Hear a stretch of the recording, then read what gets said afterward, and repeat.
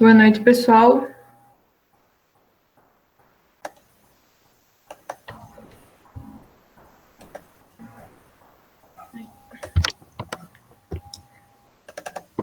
Boa noite, pessoal. Tudo bem? Boa noite, Isa. Acho que a gente pode começar, então. Já é 7h34, por aí. Então, pessoal, boa noite. Hoje, então, a gente vai ter a Ana Luísa Barros de Queiroz, formada em Medicina Veterinária pela UDESC em outubro de 2020, e atualmente ela trabalha no setor de evisceração de um abatedouro de frigorífico de aves. E ela vai falar um pouquinho sobre a transição do estágio para o mercado de trabalho. Quando quiser começar, pode ficar à vontade, Anne. Tá bem, Isa. Só vou compartilhar a apresentação aqui. Eu vou ligar aqui, daí qualquer coisa você vai... Pode deixar. Tá aparecendo para todo mundo?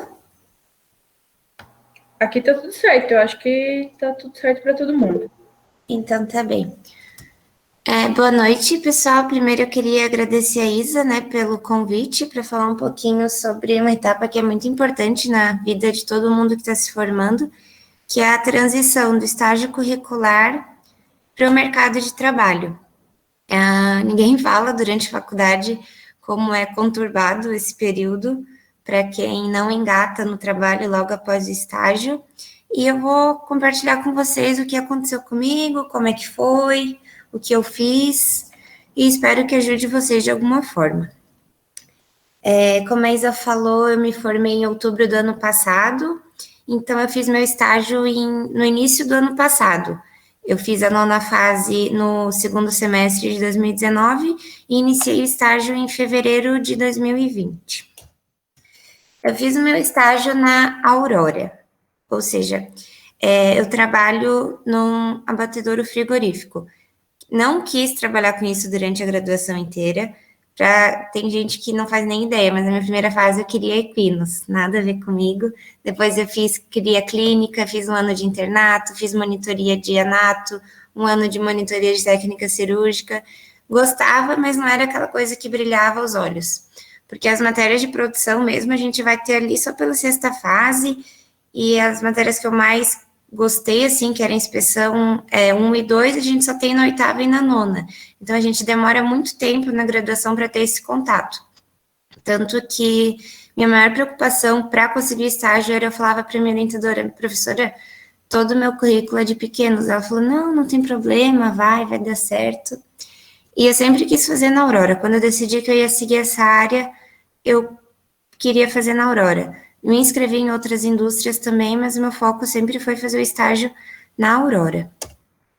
A Aurora é uma cooperativa central aqui do Oeste Catarinense, que foi fundada em 1969, e ela é formada pela união de 11 cooperativas. E hoje a Aurora possui unidades de aves, suínos e leite, sendo que as 7 plantas de aves possuem a capacidade de abate de 1 milhão de aves por dia. Eu fiz o estágio curricular numa unidade de aves e atualmente também trabalho na unidade de aves. O estágio.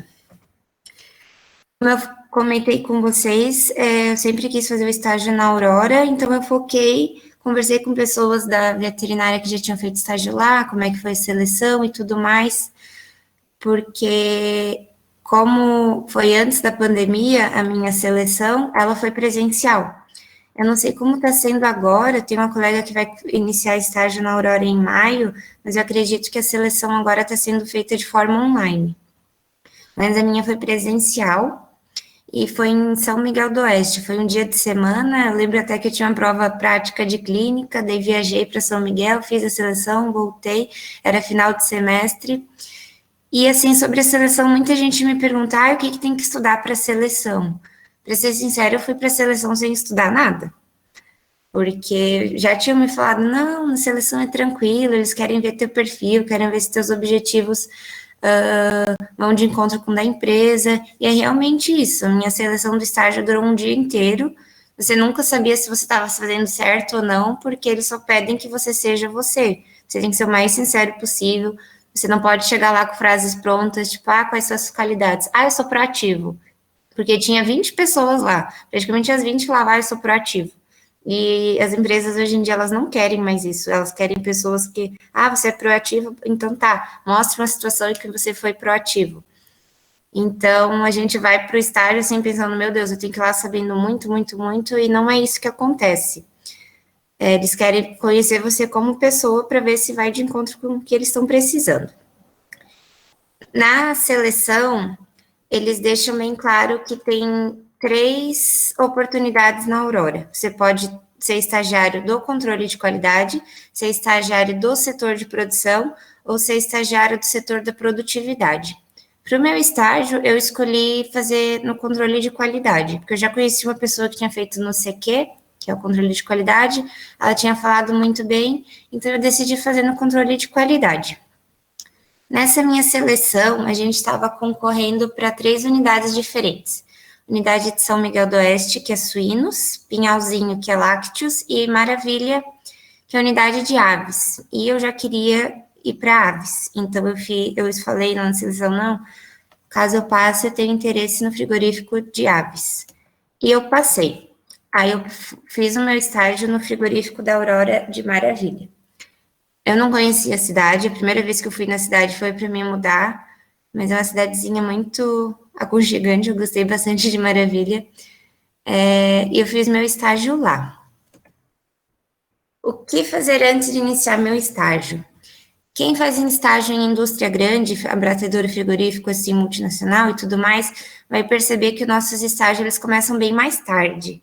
Então, enquanto eu tinha amigas que estavam iniciando o estágio curricular em dezembro, o meu começou na metade de fevereiro. Então, eu tive esse tempo diferente e o que eu fiz? Eu descansei, obviamente, me dei umas férias, mas eu também me preparei antes de iniciar o estágio. Só que um dia eu escutei de uma pessoa falar, mas você teve tempo de estudar antes do estágio. Sim, mas não são 2 meses antes do estágio que a gente vai estudar tudo que vai usar. Por exemplo, eu quero fazer meu estágio com clínica de bovinos, então 1 mês antes eu vou engolir clínica de ruminantes. Não adianta fazer isso, tu vai aprender ali na hora, mas não vai adiantar. Então, assim, minha dica, eu quero fazer estágio com isso, eu começo muito antes a estudar, a focar, porque quando eu decidi que eu queria seguir nessa área, foi a 8ª fase e a 9ª fase inteira, de dedicação 100% para isso. E focar nas matérias que vão fazer importância, assim, para o teu estágio. No meu caso, era doenças das aves, inspeção 1 e inspeção 2, que foi as matérias que eu mais me dediquei e estudei antes do estágio, porque eu não tenho experiência, nunca entrei no frigorífico. Eu também só tinha entrado nas visitas técnicas da matéria. Para fazer estágio, nunca, porque é muito difícil tu conseguir um estágio não obrigatório nessa área de alimentos. Então, é bom você ir lá preparado, ter uma noção do que você vai fazer. Essa aqui é uma foto da unidade de Maravilha. Essa foto eu retirei do meu relatório. E o que eu fiz no meu estágio? Aqui eu não vou me aprofundar muito, porque isso é um pouco mais do que eu apresentei na minha banca no passado, na verdade, mas é bem dinâmico, assim, o estágio, só que você tem que correr atrás das coisas. Eu lembro que na minha primeira semana eu ficava meio que esperando alguém me dar um direcionamento, e se você não for atrás, você não buscar fazer as coisas, você vai ficar o estágio inteiro ali na salinha, digitando planilha e pronto. O que eu descrevi, assim, no meu relatório foi fluxograma de produção, que é uma parte que eu gosto bastante, que é desde a recepção das aves até a expedição, todo o processo. Eu tive outras atividades mais específicas, como validação de alguns PCCs, revisão de manual e acompanhamento das atividades do CQ. Esse aqui eu também retirei do meu relatório. Esse aqui é um assunto que eu gosto bastante, que é todo o processo do abate de aves. Na verdade, isso daqui é assunto para outra conversa um dia, quem sabe, porque é bem complexo, tem bastante coisa para se falar disso. Sobre o controle de qualidade, algumas das atividades que eu fiz no CQ. Verificação dos monitoramentos de programas de autocontrole. Não sei se alguém aqui já fez a matéria de inspeção. Programas de autocontrole são alguns documentos exigidos pela fiscalização que as empresas têm que ter. E eu auxiliava as analistas. Eu não podia assinar nenhum documento, né? Eu era estagiária, mas eu acompanhava elas nas verificações. Coleta de amostra para análise, coleta de farinha, óleo, água, soro, produtos. SWAB, plaqueamento, verificação do padrão de produtos também. Eu aprendi a ver se uma coxa está no padrão, se um peito, uma moela, um coração. Isso eu aprendi no meu estágio também. Treinamento de funcionários e também controle de reclamação dos clientes. Essas são uma das principais atividades do controle de qualidade. O pós-estágio. Eu terminei meu estágio na metade de junho de 2020. E aconteceu que eu não fui contratada. E eu fiquei bem frustrada. A gente pensa, nossa, eu fiz estágio, me dediquei tanto, estudei tanto, tentei fazer o meu melhor e a empresa não me contratou. A gente demora para entender que isso não diz respeito a gente, diz muito respeito à empresa também. Você pode ter feito um estágio super bom e ter sido super bem avaliada pelo teu supervisor do estágio, e mesmo assim a empresa não ficar contigo. Por quê? Porque tudo depende do momento que a empresa está. A gente estava no meio de uma pandemia. Eu já fiquei, meu Deus, não fui contratada, está na pandemia, vou ficar desempregada, o que eu vou fazer? Já estava cogitando até trabalhar em coisa que nem era da área, porque não consegui emprego. Então, eu defendi minha banca, e uma semana depois, na verdade, eu recebi uma ligação que eu tinha me inscrito num processo seletivo para outra unidade da Aurora. E foi para a unidade de Abelardo Luz. Só que nesse caso, eu não me inscrevi para o controle de qualidade, eu me inscrevi numa oportunidade no setor de produção, que a vaga era monitor de produção. O monitor de produção é a pessoa responsável por um setor específico, ou seja, tem um monitor de produção na pendura, um na evisceração, 7 na sala de cortes, um monitor na embalagem secundária, um na expedição, é responsabilidade do teu setor. Eu me inscrevi nessa vaga. Só que assim, era uma vaga que eu não sabia o que fazia direito, eu não fiz estágio na produção, eu não acompanhei nenhum monitor, mas eu fui fazer a seleção mesmo assim. A seleção para o emprego foi bem parecida com a seleção do estágio, só que na seleção para esse emprego foi muito mais cobrado comportamento, ou seja, habilidades técnicas versus comportamentais. Eu li um livro ano passado que dizia que a gente é contratado 15% pelas nossas habilidades técnicas e 85% por comportamental. E parece bobagem, parece que eu estou aqui dando um coach motivacional falando, vocês têm que ser boas pessoas. Mas é a verdade. A gente escuta na faculdade, trabalho em grupo, tem um motivo, vocês não entendem o dia, e a gente só entende depois de formado. Como você é como pessoa é o que vai fazer você contratado. Habilidade técnica, hoje em dia, você tem que ter isso. Por quê? Existem 379 faculdades de veterinária só no Brasil. Vamos supor que tem a média de 30 alunos por turma. Então, quantos novos veterinários a cada ano tem? Ou seja, não vai ter emprego para todo mundo. Você tem que se destacar em alguma coisa que não seja só habilidade técnica. Tem profissional que sai e não tem habilidade técnica? Óbvio que tem. Mas tem muita gente que sai e muita gente boa, então tu tem que se destacar no comportamento. Não adianta você saber tudo, mas não ser humilde, não tratar bem as pessoas, e é muito isso que vai contar, ainda mais se tu for trabalhar numa indústria que tu vai ter contato direto com pessoas. No meu setor hoje, tem 80 pessoas, como é que eu não vou lidar com pessoas? Eu não digo isso só para a indústria, eu digo isso para...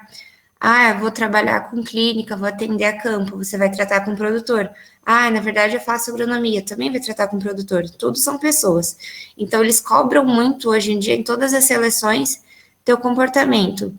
Então a minha seleção para o emprego foi basicamente fazer uma apresentação sua, falar de onde você é, o que você faz, onde você é formada, e teste de comportamento e também várias dinâmicas em grupo para ver como cada um se comportava, algumas situações sob pressão, assim, para ver como você reagia.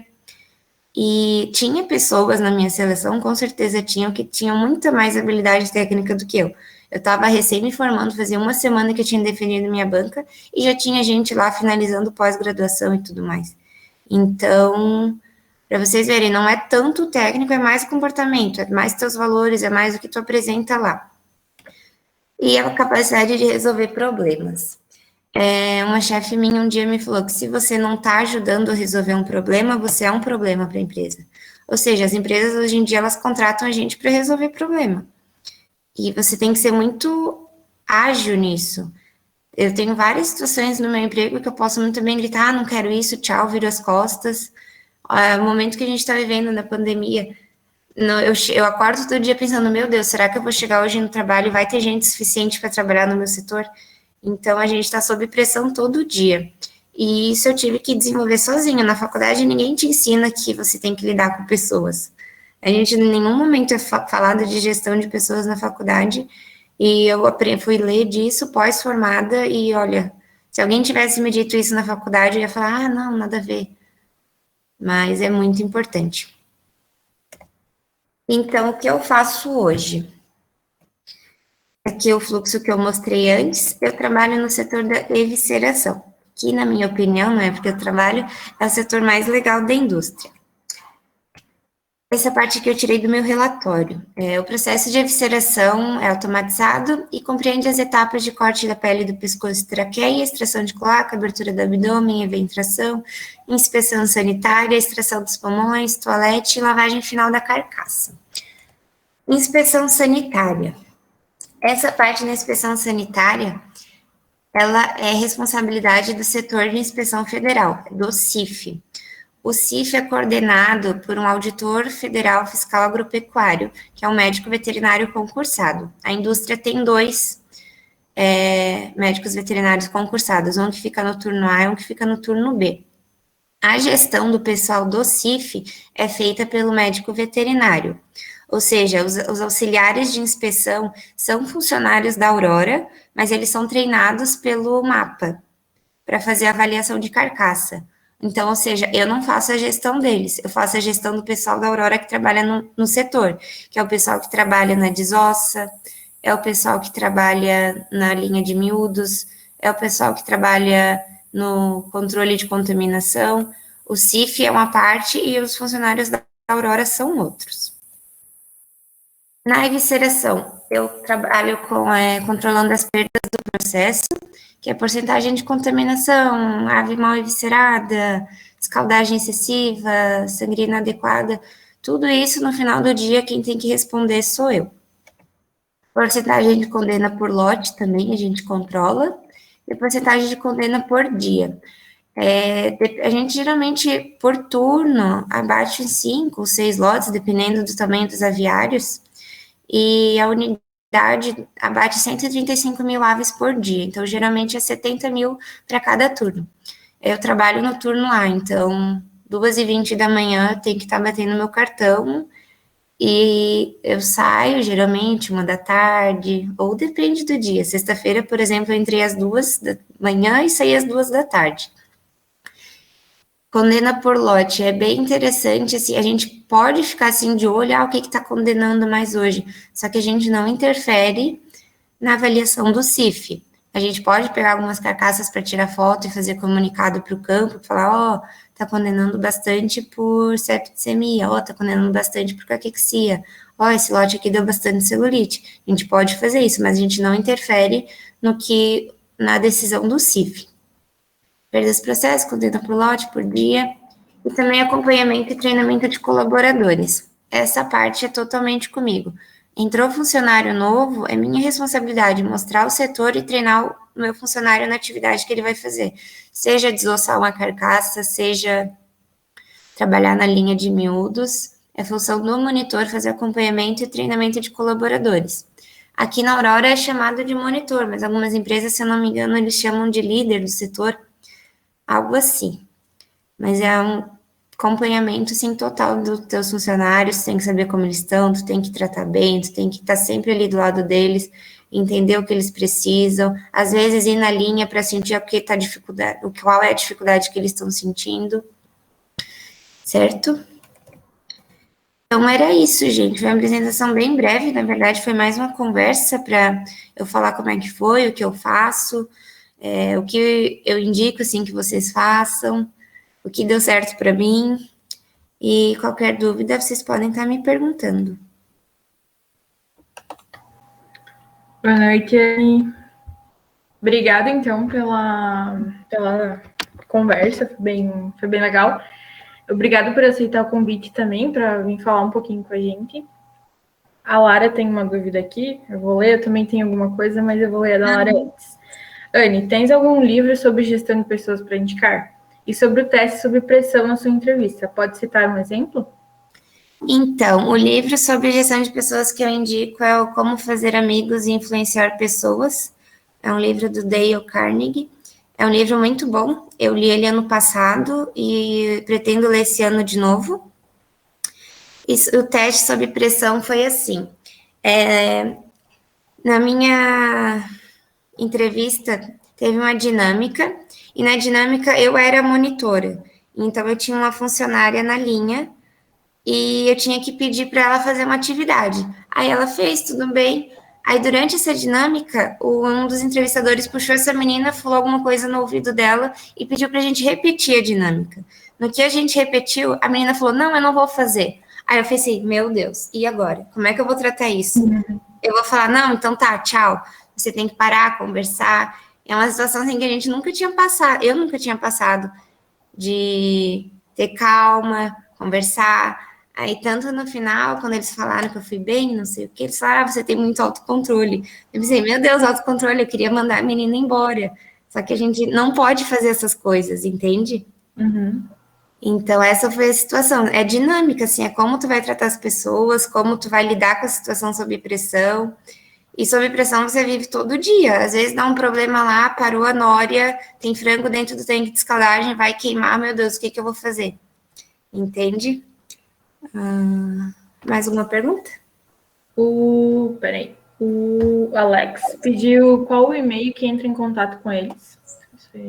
Ai, eu posso ver depois e te passar, Isa, porque agora eu não tenho Pode, contato aqui. Eu pode te ser. passo depois. Daí depois eu mando lá no grupo. Aí Então, a Camila Nadal falou parabéns pela palestra e ela pediu se eles pediram alguma coisa sobre o nível de inglês ou língua estrangeira.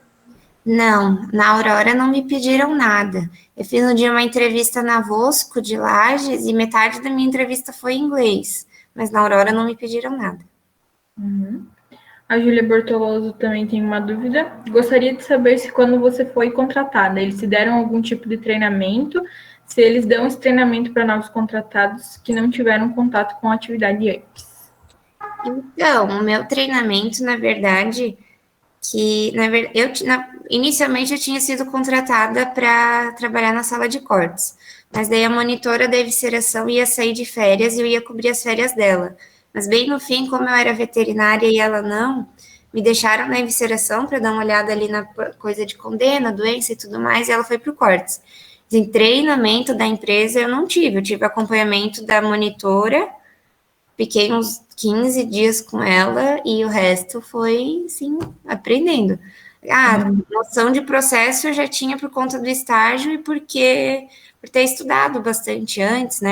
Tinha coisas que eu já acontecia, eu sabia, isso está acontecendo por causa disso. Mas treinamento, assim, não tem. Só para ter uma base, quantas aves eram abatidas por lote, mais ou menos? Depende muito do lote, Isa. Tipo, hoje eu tive, por exemplo, um lote lá que era 3 caminhões. Cada caminhão pode vir de 3.000 a 24 a 3.456 aves. Então, tipo, 3 caminhões deram umas 9.000 aves. Mas daí também hoje teve um lote que tinha 8 caminhões, deram umas 22.000 aves. É bem variável isso. Aí, uma dúvida também sobre, tipo, você começa a observar ali as vísceras e elas começam a apresentar algum tipo de lesão. Tu altera alguma coisa, tipo, lá na visão do extensionista, alguma coisa assim, ou você só anota e, sei lá, Então, fala para ele depois e ele vê como é que faz? foi feito um relatório técnico com as fotos e final do ano passado estava dando muita doença de víscera, estava vendo bastante hepatite, estava vendo bastante pericardite, aerossaculite e estava batendo bastante com colibacilose aviária. Então a gente tira a foto e manda para eles. Às vezes dá bastante dermatose também, que dá problema na cama, né? Então a gente tira a foto assim para eles terem uma noção do que está acontecendo. Agora deu uma melhorada, mas depende muito do lote. Às vezes não é só o extensionista, às vezes é um pouco do produtor também, né? Sim, sim. Mas a gente sempre faz esse contato para eles terem noção como é que tá dentro do abatedouro, né? Pessoal, tem mais alguma dúvida? Podem ir me mandando. caso alguém tenha mais alguma dúvida.